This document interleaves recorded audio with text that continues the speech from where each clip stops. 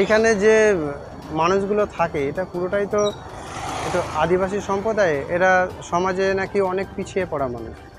তা আমি যেহেতু এই জায়গাটায় ট্রাফিকের দায়িত্বে থাকি, তা আমার সঙ্গে স্কুল নিয়েই সমস্ত সম্পর্ক, তাই ডিউটির সঙ্গে যেটুকুনি পারি ওদের যদি একটু দেখিয়ে দেওয়ার চেষ্টা করি আমার মনে হয় খুব ভালো হয়, তাতে ওরা কিছুটা হলেও শিখতে পারবে। বাড়িতে অনেকে থাকে না, অনেকে থাকে, ঠিক আছে, অনেকে টিউশন দিতে পারে না, ঠিক আছে, কোথায় দেবে না দেবে চিন্তাভাবনা ওদের মধ্যে থাকে, যার জন্য আমি নিজেই এখানে যখন সময় পাই ওদের একটুখানি দেখিয়ে নিই।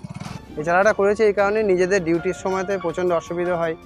এই কারণে যে জায়গাটায় ডিউটির সময় এর বাড়িতে ওর বাড়িতে সব প্রত্যেকের বাড়িতে ঝড় জলের সময় আশ্রয় নিতে হয়, তো তাই নিজে থেকেই এর কাছে একটু কিছু চেয়ে এর কাছে একটু কিছু চেয়ে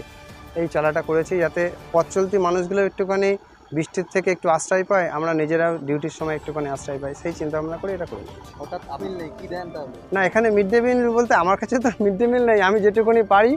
যে দেওয়ার পরে কোনোদিন হয়তো চকলেট, কোনোদিন হয়তো বিস্কুট একটুকুনি দিই, তাতে বাচ্চাগুলো খুশি হয়, ওরা অনেক আনন্দ পায়,